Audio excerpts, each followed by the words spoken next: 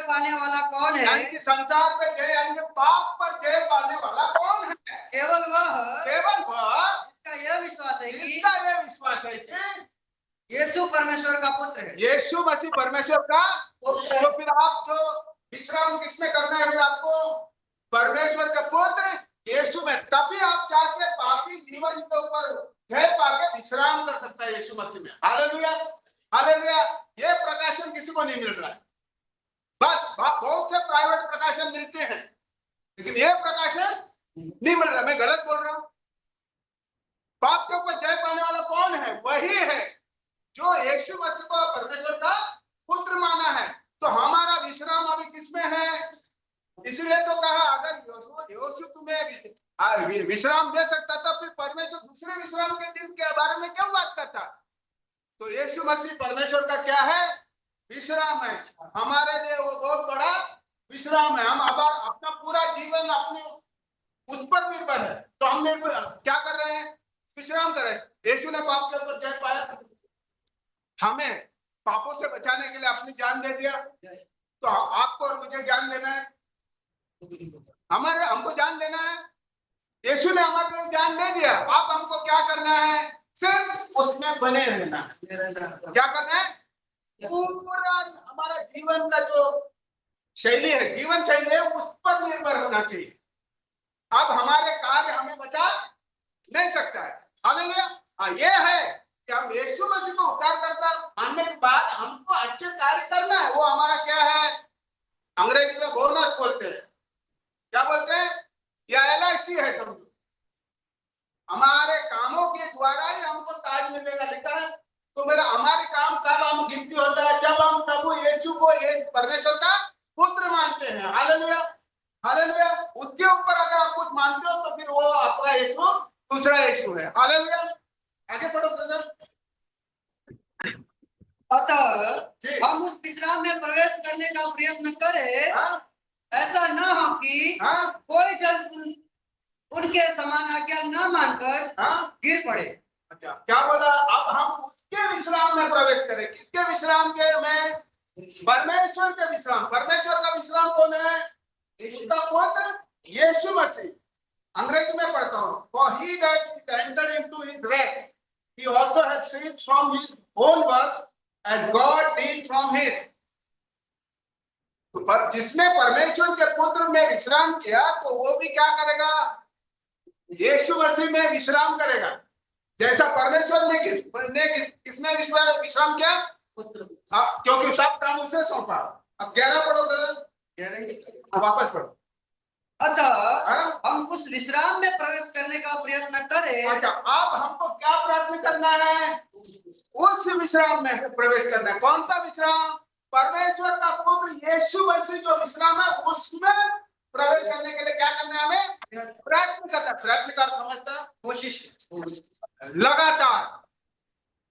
क्योंकि हम प्रवेश कर भी दिया तो दुष्ट हमको इधर उधर घुमा देता है। हमारे आंखों को इधर उधर घुमा, हमारे मन को भी इधर उधर भटकाता है। तो हमको लगातार क्या करना है? कोशिश करते रहना, उसमें बने रहने के लिए, उस आराम में या उस रेस्ट में बने रहने के लिए क्या करना है? प्रयत्न करें। आगे ऐसा ना हो कि कोई जन उनके समान आज्ञा न मानकर गिर पड़े। उनके समान कौन? उनके समान जिनको यहोशू ने इजराइल में लेके गया था। उन्होंने कदम कदम कर परमेश्वर का क्या किया? परीक्षा लिया, और क्या हुए? नष्ट हो गए। हालेलुया। तो हमारे बीच में भी बहुत भाई बहन आए कि नहीं? कुछ देर तक चले भी, लेकिन क्या हुआ? उनके जैसे क्या हुआ? नष्ट होने वाले। हाँ, अगर तुमने यात्रा को बीच में रद्द कर दिया तो यात्रा बरकरार अंत तक जो बने रहेगा। क्या लिखा है? अंत तक जो बना रहेगा उसी का उद्धार होगा। तो अब उन लोगों का उद्धार है, अंत तक बने नहीं रहे। और उनके जैसे क्या हुआ? पढ़िए ब्रदर, आखिरी। अतः हम उस विश्राम में प्रवेश करने का प्रयत्न करें। ऐसा ना हो कि कोई उन जन के समान, उनके जैसा है कि इजरायली लोगों के जैसा आज्ञा न मानकर गिर पड़े। आज्ञा ना मानकर गिर पड़े। जो यहाँ से निकल गए उसने क्या किया? आज्ञा ना माना, क्या नहीं किया? आज्ञा, और इसीलिए गिर पड़े। हालेलुया। शायद उनको इसका अभी कोई समझ नहीं होगी। अगर समझ होती तो गलती होने के बावजूद वापस आ जाते हैं। हमें यीशु मसीह माफ करेगा। अपने अपने बुराई को या अपने गुनाहों को अगर वो अंगीकार करके वापस प्रभु में आएगा, प्रभु उन्हें माफ करेगा। अच्छा, हम उनको गले लगाएंगे। हालेलुया। क्योंकि हमें क्या दिया है? बुरा करने वाले के साथ बुरा मत करो, तुम्हें सताने वाले को के लिए गालियां मत बको, या तुम्हारी बुराई बात करने वाले को भी कुछ मत बोलो, प्रभु पे छोड़ो। हालेलुया। हालेलुया। तो कोई भी भाई बहन जो चले गया है वो वापस आएगा। हम भी जैसा यीशु गले लगाएगा, हम सब भी गले लगाएंगे। हालेलुया। हालेलुया। अभी अभी तक आपको पता चला हमारा विश्राम कौन है? परमेश्वर का पुत्र, और हम उसमें विश्राम कर रहे हैं। हमको कोई सब दिन यानी कि शनिवार दिन नहीं चाहिए। हमारे लिए हर दिन हर घड़ी कौन विश्राम है? यीशु मसीह। लिखा हुआ है, नहीं तो बोलेगा लिखा हुआ नहीं है फिर। अच्छा, अगला वचन क्या होता है? गलातियों का 5 का 19 से 21। गलाती की पुस्तक अध्याय 5 वचन 19। शरीर के काम तो प्रकट है। ये क्या? शरीर के काम तो प्रकट है। क्या बोला? शरीर के काम तो प्रकट है। अच्छा, बहुत से लोग बोलते हैं आप कौन होता है बोलने वाला? प्रभु न्याय करेगा। कौन न्याय करेगा? लेकिन बाइबल क्या बता रहा है? शरीर के तो काम प्रकट है। तो मतलब अगर ये किसी को गाली देता है तो ये काम प्रकट है हम लोगों को। ये झूठ बोल के चर्च नहीं आता तो ये हम लोगों के लिए काम प्रकट है। तो शरीर के काम प्रकट है तो सही क्या और गलत क्या कलीसिया के लोग को परखने के लिए परमेश्वर ने बुद्धि और ज्ञान नहीं दिया है।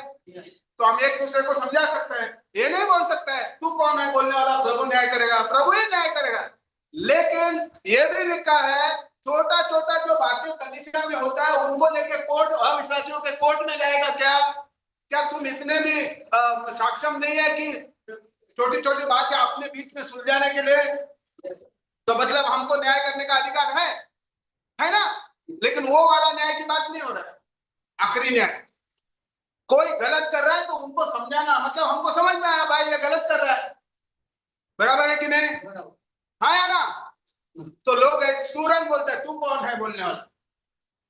तो लोगों को सही और गलत कैसा पता चलेगा?